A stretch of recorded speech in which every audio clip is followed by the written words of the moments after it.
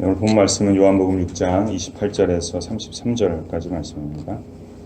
이런 신약성경 152페이지에 있습니다.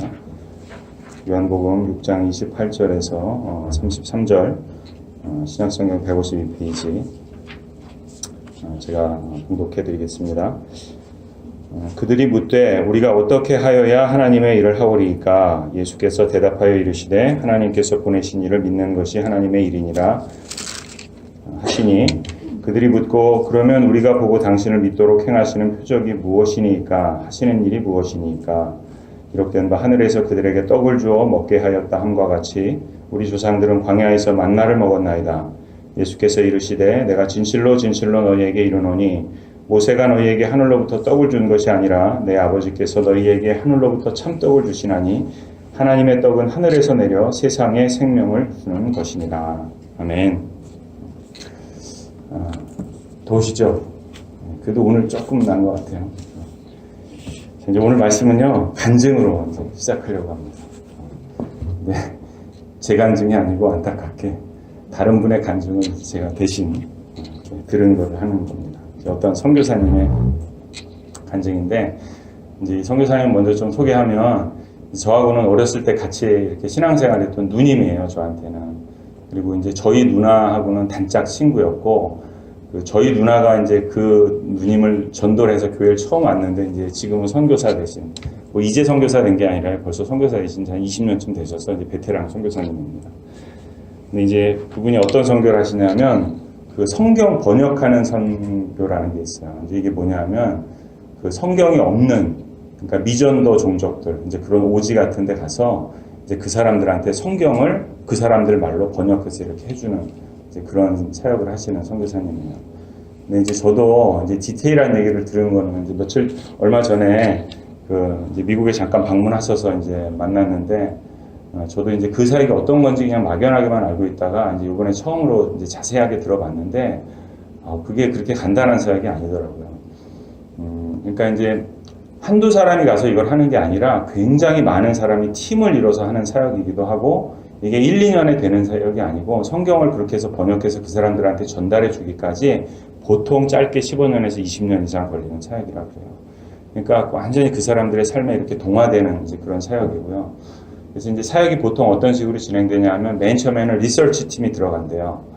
그래서 그 소규모 종족들 안에 들어가서 이 사람들은 어떤 말을 쓰고 뭘 먹고 살고 어떤 일을 하고 이제 그런 것들을 파악하는 리서치 팀이 맨 처음에 들어가고, 이제 그 팀이 그런 인포메이션을 가지고 나오면 그 다음부터는 좀 더 실제적인 거를 채집하는 그런 팀들이 또 들어가요. 그러면 그 사람들의 언어를 실제로 채집하고, 그래서 이 사람들이 쓰는 말은 뭐 기원이 어떤 거고 어떤 말을 쓰고 어떤 단어가 있고 어떤 의미가 있고, 또 그 사람들의 문화도 채집을 하고, 이제 그런 과정을 쭉 거치고 나면 뭘 하냐면, 근데 이제 이 미전도 종족들이 왜 성경이 없냐 하면요, 대부분 그 미전도 종족들은 글자가 없어요. 말은 있는데. 근데 성경을 주려면 글씨가 있어야 되잖아요. 그러니까 이 팀이 뭐를 하냐면 그 사람들한테 글자를 만들어줘요. 그 일도 하는 거예요. 그래서 이제 목사님하고도 막 그런 얘기 했는데, 그 글자 중에 쓰이는 글자 중에 하나가 뭔지 아세요? 우리나라 한글도 쓰입니다. 영어 알파벳도 쓰이고. 근데 아무튼 그렇게 해서 글자를 만들어서 그 레터링 시스템을 만들어서 그걸로 이 사람들한테 글을 가르쳐주고, 그 다음에는 뭘 하냐면 사전을 만들어요. 그리고 사전을 만들고 그 사전을 기반으로 해서 성경을 번역해서 크로스 체크하고 전달해주는 이런 과정입니다. 근데 이제 이 선교사님이 그 중에서 하시는 일은 뭐냐면 사전을 만드는 일을 하시는 거예요. 그래서 실제적으로 그 사람들의 언어를 채집해서 그걸 가지고 이것은 이런 뜻이고 저것은 저런 뜻이고 어떻게 활용하고 문법과 이런 걸 하시는 이제 그런 일을 하신다 그래요.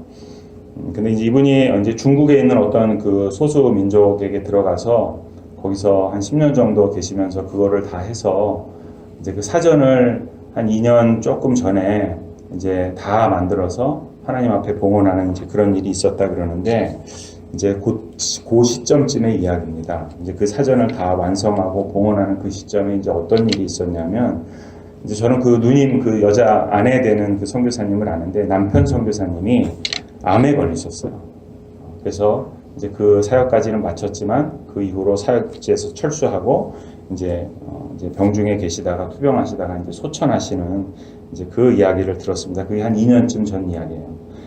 이제 마지막 순간에 이분이 병원에서 보내시게 되는데 이제 그때 이야기입니다. 이제 이 선교사님이 이제 암 진단을 받았는데 이미 진단을 받았을 때는요, 이제 너무 그 암이 몸에 전이가 많이 돼서 어떻게 손을 쓸 도리가 없는 그런 상태가 됐어요. 그래서 이제 그 당시에 이제 이 선교사님을 담당하시던 그 전문의가 자기가 하다 이제 안 되겠는 거예요. 이제 도저히 나는 방법이 없으니 그분이 이제 방광암인가 그랬다는 것 같아요. 그래서 이제 비뇨기과 계통에서 세계적으로 가장 유명한 의사가 있는데 그 사람이 우리나라 사람이다. 그러니까 내가 그 사람을 한번 소개시켜 줄 테니까 그럼 그분한테 가서 한번 치료를 받아보는 게 어떻겠냐 이렇게 했다는 거예요. 근데 이제 소개하실 때 이제 그 원래 이 선교사님을 담당했던 그 의사분이 내가 이제 이 의사를 소개하는데 이분이 실력은 세계 최고다. 그런데 그 실력 외에 다른 거는 전혀 기대하지 마라 이런 말씀을 하시더래요. 그래서 그게 도대체 무슨 얘기인가 그랬더니 그분이 실력은 정말 세계 최고가 맞는데요. 인격은 참 너무 이제 어려운 거예요. 이분이 아나무인에 막말에 환자를 정말 모보듯이 하는 이제 그런 분이었던 거예요.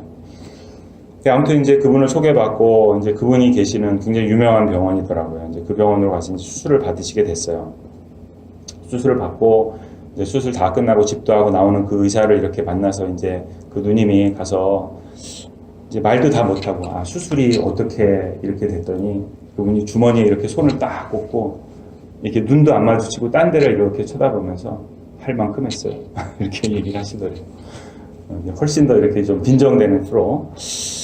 이제 그래서 근데 이제 수술 결과가 궁금하잖아요. 그래서 이제 또 그 아내 되는 선교사님이 수술 결과가 어떻습니까? 이렇게 물어보니까 이 의사가 한다는 소리가 결과요? 얼마나 사냐고요? 별로 기대하지 마세요. 그러더니 그냥 가버리더래요. 그러니까 그 이제 이 두 분 선교사님이 정말 그 막 이 오래 선교 활동하고 이러셨기 때문에 막 인격과 내공이 대단하신 분들이거든요. 두 분 다. 근데 이제 이분도 이 의사를 만날 때마다 이 의사와 얘기를 할 때마다 정말 막 한숨이 절로 나오는 막 이제 그런 상황이었다는 거예요. 계속 도대체 이게 뭐지 하는. 자, 그럼에도 불구하고 이제 의사니까 이제 그분 손에 이제 생명이 맡겨져 있으니까 이제 이 아내 되는 선교사님은 이제 그분이 오기만 하면 회진만 오면 허리를 90도로 숙여가면서 고맙습니다, 감사합니다. 이제 계속 이제 그러는 자기 자신을 발견했다는 거예요. 근데 그렇긴 하지만 이 의사의 회진 시간은 정말 굉장히 고통스러웠다는 거예요. 왜냐하면 이제 워낙에 유명한 의사니까 원래 그 의사들 이렇게 가면 그 밑에 뭐 레지던트니 펠로우들이니 막 이렇게 따라오잖아요. 근데 이제 이 사람 워낙에 유명하니까 뭐 한두 명이 오는 게 아니라 수십 명이 쫓아온대요. 그럼 이제 한번 해준 오면 막 수십 명이 와가지고 이렇게 쭉 둘러서서 있는데 이 사람은 주머니 이렇게 손 꺾고 이렇게 서가지고 그 이제 밑에 펠로우들한테 야, 저 다리 좀 한번 들어봐. 그 배도 좀 한번 열어봐. 또 등 좀 돌려봐. 뭐 이런 식으로 한다는 거예요. 그러면 이제 환자가 사람인데 그거를 이제 당하는 사람은 이제 굉장히 이렇게 비참한 거죠. 더군다나 몸도 아픈데. 그러니까 그때마다 상처받고, 이제 그러고 나가면 그 이제 투병하고 있는 그 남편 되시는 선교사님은 허허 이러면서 이렇게 너털 웃음을 계속 웃으시고 기가 막혀서 이제 그런 상황이었다는 거예요. 그런데도 또 가는 이 아내 되는 선교사님, 고맙습니다. 감사합니다. 이제 그러면서 이제 그랬다 그래요. 이제 어느 날은요, 이제 그 간호사분이 한 분, 이제 연세가 지긋하신 간호사분이 한 분 이렇게 이 아내 되시는 선교사님한테 찾아오셨대요. 그래서 자기를 소개하는데, 자기가 그 병원에, 이제 그 병동에 수간호사인데, 자기가 정말 궁금해서 내가 왔다. 한 몇 달 이제 있었을 때래요. 도대체 뭐가 고마우세요? 이러고 물어보더래요. 그러면서 이제 그분 하시는 얘기가 자기 어머니도 그 의사한테 수술 받았다는 거예요. 근데 자기는 같은 병원에 있는데도 그때 그 수모를 내가 잊지 못한다. 근데 당신은 뭐가 매번 그렇게 고마워서 고맙다고 감사하다고 그러냐. 실제로 그 병원에서 그 선생님이 실력은 좋지만 환자들 컴플레인이 많고 막 싸우고 뭐 이런 경우도 굉장히 많았고 뭐 이랬다 그래요. 자, 그럼에도 불구하고 이제 이 선교사님 부부는 끊임없이 묵묵히 감사하고 기도하면서 이제 조용히 그 자리를 지켰다 그럽니다. 그리고 이제 이분들이 선교사인지는 아무도 몰랐어요. 이제 물론 항상 이제 성경책이 옆에 있고 기도하고 그러니까 이제 그리스도인인 건 알았지만 자기들이 그런 사람이다 얘기한 적이 없었다 그래요.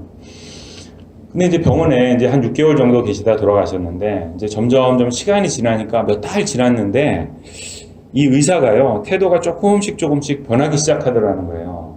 처음에는 회진 오면 그 펠로우들한테, 야, 이렇게 해봐, 저렇게 해봐, 이렇게 했는데, 이분이 이제 점점 환자한테 다가오더라는 거예요.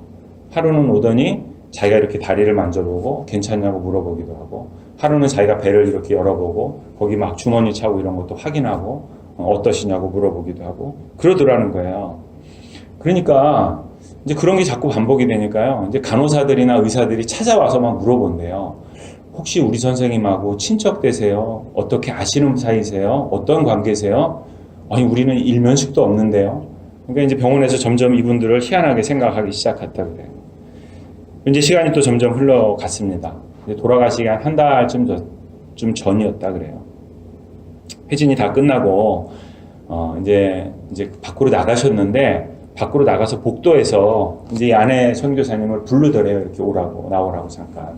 그래서 나갔더니, 나가니까 그 이제 쫓아온 의사들 뺑 이렇게 수십 명 둘러서 있고 이 의사분이 있을 거 아니에요.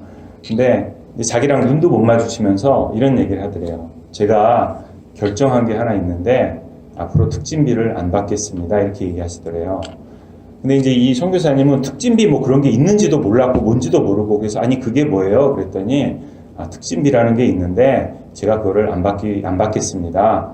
그래서 이제 선교사님은 그러실 필요 없다고 그냥 받으시라고 그랬더니 이분이 아니요, 제가 이미 그렇게 결정했습니다. 그러더니 눈도 안 마주치고 또 팽 하고 가버리더래요.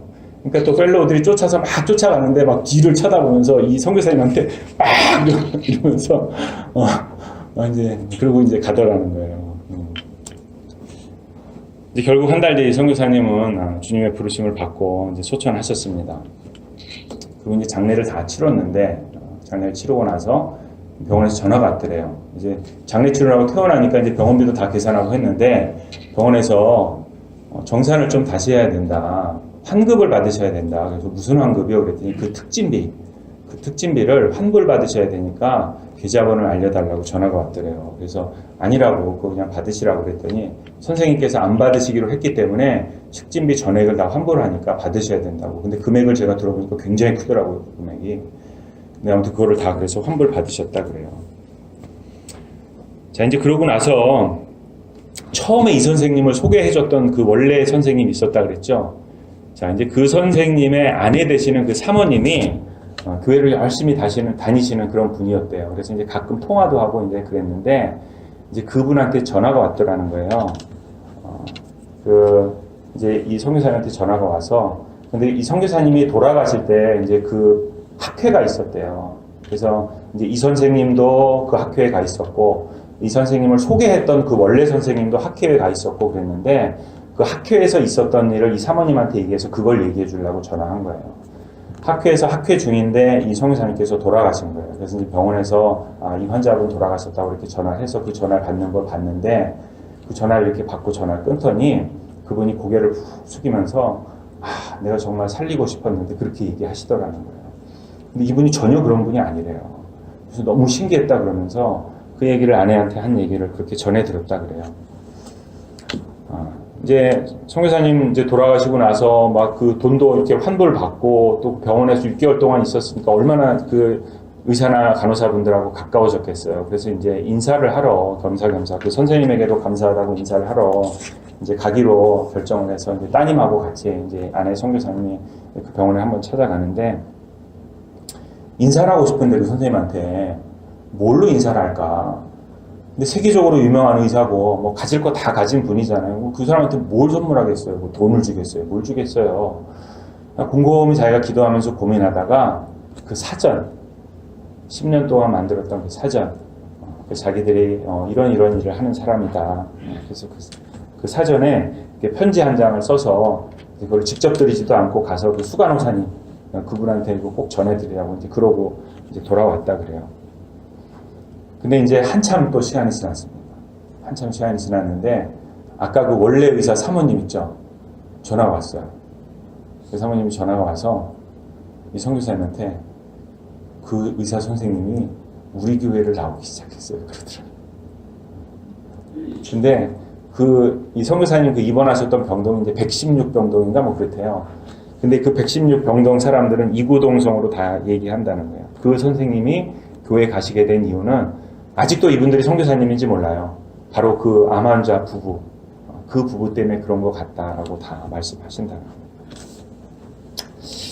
자, 이제 이 말씀을 다 이제 마치고, 이제 마지막으로 그 선교사님이 이렇게 얘기하세요. 자기 부부는 그렇게 병원에서 투병할 때, 선교도 이제 더 이상 할 수 없고, 그래서 선교지를 다 떠났고, 그래서 하나님께서 자기들을 선교사로 불러주셨는데, 이제는 더 이상 그 하나님의 일을 감당할 수 없다, 이렇게 생각했다는 거예요. 그리고 그냥 병마하고 싸우는 그게 자기들의 일이 되어버렸다는 거예요. 그런데 가만히 돌아보니까 자기 남편, 그 선교사님은 하나님 부르심을 받는 그날까지도 병원에서 암과 투병하며 죽어가던 그 순간까지도 누군가에게는 예수 믿는 사람으로 복음을 전하는 사람으로 선교사의 삶을 살다가 그렇게 끝까지 그 사역을 감당하다가 갔다는 거예요. 그래서 그 죽음에 대해서 자기는 후회도 없고 아쉬움도 없다 이렇게 소회하면서 말씀하시더라고요. 정말 이제는 내가 더 이상 주님의 일을 하지 못하고 있다고 생각했던 그 순간에 그래서 그냥 주님 붙들고 주님 앞에 서 있고 무릎 꿇는 거 말고는 아무것도 할 수 없었던 그 순간에 여전히 하나님께서는 이 선교사님의 가정을 통해서 누군가의 영혼을 붙들고 계시더라는 거예요. 자, 이제 간증은 이게 답니다. 어때요? 참 멋진 간증 아니에요? 저희가 들으면서 다 함께 이렇게 울고 기도하고 그랬습니다. 선교지에서 철수하고 아무런 주님의 일도 못하고 있다고 생각했는데 내가 그냥 주님 앞에 서 있는 거 말고 한 것이 없다고 생각했는데 그냥 그렇게 내가 아는 주님, 내가 믿는 주님, 그 주님의 가르침대로 그냥 그 아나무인의 사람 앞에서도 사람을 사람으로 보지 않는 그 의사 앞에서도 그저 인내하고 참고 하는 거 말고는 아무것도 한 것이 없는데 하나님께서는 그 일을 사용하시더라는 거예요. 자, 이제 오늘 설교는요 다 했습니다. 왜냐하면 이제 이 간증에 사실 오늘 설교 말씀이 다 들어있기 때문에 그래요. 지난 시간 오셨던 분들은 기억하실 텐데 지난 시간에 우리가 열심에 대해서 생각해 봤어요. 우리한테 열심이 있잖아요. 예수 믿는 열심이 있고 또 교회 사역을 감당하는 열심이 있는데 주님이 정말로 우리한테 원하시는 것은 열심이 아니라는 거예요. 물론 열심이 필요합니다. 열심이 좋습니다. 그렇지만 그 전에 열심 전에 우리에게 필요한 건 뭐냐면 우리 자신을 예수 그리스도로 채워야 한다는 거예요. 우리가 열심을 가지고 뭔가 교회 사역을 하고 뭔가 감당하고 하기 전에 가장 먼저 우리에게 필요한 것, 그보다 앞서서 우리에게 먼저 넘쳐야 하는 것은 뭐냐면 내 안에 가득한 예수님이라는 거예요. 예수님께서 우리 안에 채워지고 내 안에 넘칠 때 그 예수 그리스도의 마음을 가지고 그 예수 그리스도의 생각과 그분의 사랑을 가지고 그때 우리가 뭐라도 뭐 꼭 큰 거 아니더라도 작은 일이라도 우리가 할 수 있다면 그때 진정한 회복과 치유는 주님으로부터 시작되는 것이다. 주님으로부터 오는 것이다. 그런 말씀을 우리가 지난주에 나눴어요. 자, 이제 이 이야기를 우리에게도 하셨지만 이제 오늘 본문에 나오는 이 갈릴리 바다 건너서 예수님 쫓아왔던 그 유대인들한테 예수님께서 그 말씀을 하신 거거든요. 그런데 예수님이 이제 여태 그 얘기 한 거예요. 얘들아, 일만 하지 말고 그냥 열심만 내지 말고 그냥 맹목적으로 그렇게 일하고 열심을 갖기 전에 더 중요한 것은 바로 생명의 양식인 나를 좀 너희들 안에 채워줄 수 있겠니? 나를 좀 먼저 믿어줄 수 있겠니? 이제 금방 그 얘기 했단 말이에요. 금방 그 얘기 했는데 사람들이 뭐라 그래요? 28절 보니까 어떻게 해야 하나님의 일을 하오리까? 이렇게 물어봐요. 일 좀 하지 마, 일 좀 하지 마 이랬더니 무슨 일 할까요? 이렇게 물어보는 거예요. 다시 원점이에요. 참 예수님도 정말 답답하셨을 것 같아요. 그렇죠? 자, 아무튼 무슨 일을 할까 이렇게 물어보니까 예수님께서 뭐라고 대답하시냐면 29절에 일? 야 그래 그러면 내가 가르쳐줄게. 하나님께서 보내신 일을 믿는 것이 하나님의 일이다 이렇게 얘기하세요. 자, 이게 무슨 말이겠습니까? 믿음이 일이라는 거예요. 믿음이. 일이 일이 아니고요. 열심히 일이 아니고 믿음이 일이라는 거예요. 믿음이. 무언가 막 열심을 내서 땀 흘리면서 해야 그래야 일이 되는 것이 아니고 믿음의 자리에 우리가 서 있으면 그 믿음이 일을 한다는 거예요. 그 선교사님 간증을 우리가 생각을 해보면 병원 사람들은 끝까지 이분들이 선교사님인 거 몰랐어요. 그리고 이 선교사님이 얘기하는데 자기가 누구한테 그 병원에서 예수 믿으세요? 뭐 하세요? 뭐 이런 얘기 한 번도 해본 적도 없다는 거예요. 누구에게도. 다만 처음 입원했던 그 순간부터 주님 부름받는 그날까지 동일한 모습으로 예수님이 가득한 그 모습 가지고 예수님 사랑이 넘치는 그 모습 가지고 그냥 가만히 거기 있었던 게 다라는 거예요. 인내하고 참고 있었던 게 다라는 거예요. 그렇게 아무 일도 하지 않았던 것 같았던 그 모습이 그런데 아무도 바꿀 수 없었던 그 오만했던 그 교만했던 한 영혼의 마음을 움직였다는 거예요. 믿음이 예수가 가득한 그 믿음이 일한다는 거예요. 자, 근데 오늘 유대인들은 여전히 예수님한테 물어봐요. 무슨 일 할까요? 어떤 열심을 우리가 좀 내볼까요? 심지어는요, 일이 아니야, 열심이 아니야, 믿음이 일이야 이렇게 말씀하시는 예수님한테까지 이 사람들 뭐라고 물어보냐면 그럼 당신은 무슨 일 합니까? 이렇게 물어봐요. 30절에 보면 우리가 보고 당신을 믿도록 하는 표적이 뭡니까? 당신이 하는 일은 무엇입니까? 이렇게 물어보죠. 이 사람들은요, 일이 너무너무 중요한 거예요. 뭔가 열심히 노력하는 것이 이 사람들한테 너무너무 중요한 거예요. 이걸 놓지 못하는 거예요, 이 사람들이. 왜 이 사람들이 이렇게 일을 포기하지 못할까? 열심을 포기하지 못할까? 31절을 보면요, 조금 이해가 됩니다. 이 유대인들이 무슨 얘기를 하냐면 우리 조상들이 광야에서 만나를 먹었습니다, 이 얘기를 해요. 여러분, 만나가 상징하는 게 뭘까요? 만나가 이제 상징하는 게 여러 가지가 있지만 만나가 뭐를 상징하냐면요, 만나가 믿음을 상징합니다, 여러분. 만나는 열심히 내가 뭔가 일하고 막 쟁취하고 그래서 노력의 결실로 얻는 것이 만나가 아니죠. 만나는 나는 아무것도 하지 않는데 하나님께서 하늘에서 그냥 내려주시는 게 만나잖아요. 주시는 거잖아요. 그리고 동시에 딱 그날의 필요만큼만 거둘 수 있었던 양식이죠. 만약에 내가 내일 거 모레 거 욕심내서 더 거둬버리면 다음날 되면 다 상해서 못 먹게 되는 게 만나였잖아요. 자, 그러니까 만나는 이런 거예요. 오늘은 내가 만나를 통해서 배부르고 내가 채울 수 있어요. 나를 채울 수 있지만 내일은 내일 일을 위해서 내가 뭔가를 막 애쓰고 노력하고 준비하고 그렇게 해서 내가 내일을 수확하는 것이 아니라 내일은 내가 어떻게 하는 거냐면 내일은 내가 그냥 하나님한테 맡겨드리는 거예요. 믿음으로 하나님한테 맡기는 그게 만나요. 내일도 하나님께서 나를 책임지시리라 하는 믿는 믿음, 이것이 만나라는 거예요.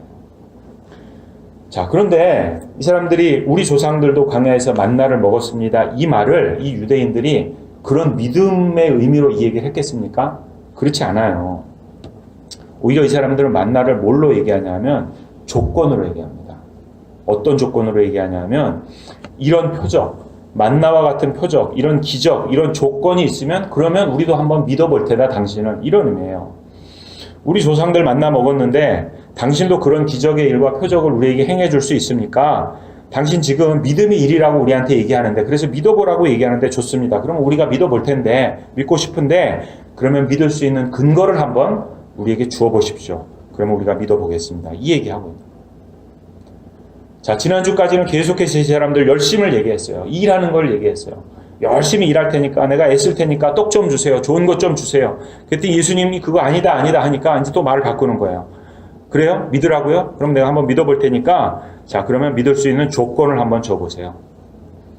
자, 지난주에 했던 이 사람들이 얘기하는 열심, 오늘 조건을 제시해주면 내가 한번 믿어보겠다. 내용은 다르지만 결국 이 사람들은 같은 얘기를 하고 있는 거예요. 이 사람들의 말 속에 빠진 것이 있어요. 뭐가 빠졌냐면 믿음이 빠져 있어요. 예수님은 믿음만 말씀하고 있는데 이 두 가지 다 이 사람들 얘기하는 것에 결정적인 것, 믿음이 빠져 있어요. 믿음이 없어요. 일하고 노력하는 것이 믿음이 아니라는 것은 지난주에 다 이미 나눴고요. 자, 근거가 있으면 내가 믿어보겠다. 뭔가 증거가 있으면 내가 믿어보겠다. 그런 거는 믿음이라고 얘기하면 안 되죠. 뭔가 증거가 있는 것은 그냥 증거가 있기 때문에 우리가 확인하는 거지 그건 믿음이 아니에요. 이 사람들에게 믿음이 없었어요. 오직 일, 노력, 인간적인 열심 이런 것만 가득했다는 거예요. 자, 그러면 이 사람들의 이런 모습 보면서 우리도 한번 생각해 봐야죠. 그러면 여러분, 우리는 무슨 일을 해야 되겠습니까? 우리는 주님 말씀대로 믿는 일을 해야 되겠죠? 그죠? 믿는 일을 해야 됩니다. 우리는 하늘 아버지께서 예수 그리스도를 우리를 위해서 이 땅에 보내주시고 우리의 죄를 위해서 대신 십자가에서 죽어주시고 부활하셔서 우리에게 생명의 소망을 주신 그 예수 그리스도, 그분을 믿는 일, 그것이 우리의 일입니다. 믿으십니까? 아멘. 그것이 우리의 일. 33절에 예수님께서 이렇게 말씀해요. 하나님의 떡은 하늘에서 내려 세상에 생명을 주는 것이다. 예수님을 믿는 것은요, 어떤 것이냐면 또한 그분을 우리가 먹는 거예요. 먹는 거. 표현이 먹는다 그러니까 조금 생소하지만 좀 어색할 수 있지만 예수님을, 생명의 떡인 예수 그리스도를 우리가 먹는 것, 그게 믿음의 일이라는 거예요. 자, 왜 먹냐? 자, 먹는 게 도대체 뭐냐? 우리가 그냥 일반적으로 음식 먹고 소화하고 하잖아요. 이제 그런 메커니즘을 우리가 생각해 보면 우리가 생명의 떡인 예수 그리스도를 먹는다는 말이 어떤 의미인지 좀 이해할 수 있습니다. 여러분, 우리가 만약에 돼지고기를 먹는다, 그럼 돼지 되나요? 소고기 먹으면 소 돼요? 그렇지 않죠? 예. 돼지고기, 소고기가 가지고 있는 영양분과 단백질과 그런 필요한 영양소를 우리가 섭취하고 그것들이 우리의 몸에 스며드는 거죠. 우리가 야채와 과일을 먹으면 거기에 있는 비타민과 섬유질과 이런 것들이 우리의 몸에 스며들어서 영양소가 되는 거잖아요. 나는 여전히 나지만 내가 먹고 취하는 것을 통해서 내가 건강하게 될 수도 있고요. 또 내가 병들 수도 있다는 거예요. 그것처럼 내가 예수를 먹고 예수로 나를 채우면 어떤 일이 일어나겠습니까? 그런다고 해서 내가 예수가 되는 것이 아니에요. 그렇지만 나는 여전히 나지만 내 안에 채워진 그 예수 그리스도의 마음, 예수 그리스도의 용서하심, 예수 그리스도의 이해와 예수 그리스도의 그 사랑이 나를 점점 적시는 거예요. 나를 점점 변화시키는 거예요. 생명의 존귀함을 깨닫지 못하고 환자를 마치 무슨 실험용 쥐 대하치 했던 그 오만한 의사라고 할지라도 내 안에 예수가 채워지면, 그 예수 그리스도의 마음이 있으면 나를 그 사람 앞에서도 90도로 인사하며 고개를 숙일 수 있는 거예요. 그리고 그 모습이, 그렇게 예수 그리스도로 나를 채우는 그 모습이, 그렇게 믿음으로 서 있는 그 모습이 누군가 예수 알지 못하는, 예수님에게 등 돌렸던 그 누군가의 영혼을 살리는 그 능력을 발휘한다는 거예요. 여러분 믿으시기 바랍니다. 성도 여러분, 다른 것보다도요, 예수 그리스도로 여러분들을 채워주시기를 지난주에 이어서 또 다시 부탁드립니다. 예수 그리스도로 여러분들을 채워주십시오. 여러분, 일이 아니에요.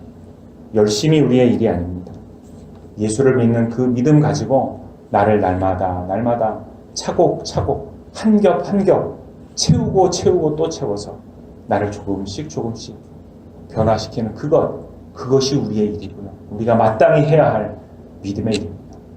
이 믿음의 일로 하나님의 귀한 사람들, 귀한 백성으로 서주시는 여러분들 되시기를 간절히 축원합니다. 기도하겠습니다.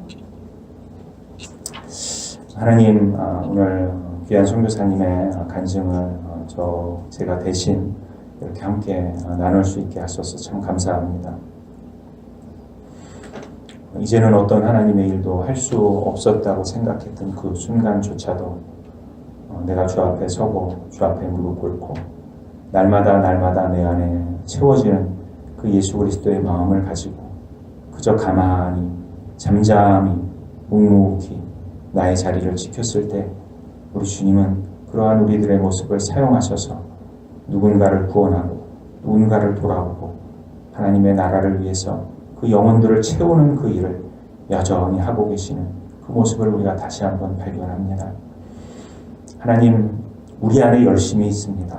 교회를 사랑하고 또 교회의 많은 일들을 불평 없이 기쁨으로 감당하는 그 열심과 감사함이 우리 가운데 있습니다. 이제 그 열심에 더하여서 우리의 마음에 예수 그리스도를 날마다 채워가는 그 채움이 우리 가운데 또한 넘치도록 부어지기를 간절히 주님 앞에 소원합니다. 예수로 채워진 내가, 예수로 채워진 당신이, 예수로 채워진 우리가 함께 이 주님께서 허락하신 교회와 우리의 가정과 우리의 일터 가운데 잠잠히 묵묵히 우리의 자리를 지켜갈 때에 우리를 통해서 여전히 일하시고 역사하시고 주님 알지 못하는 영혼들을 구원하시는 놀라운 일들을 우리를 통하여 행하여 주시옵소서. 감사하며 예수님의 이름으로 기도드립니다. 아멘.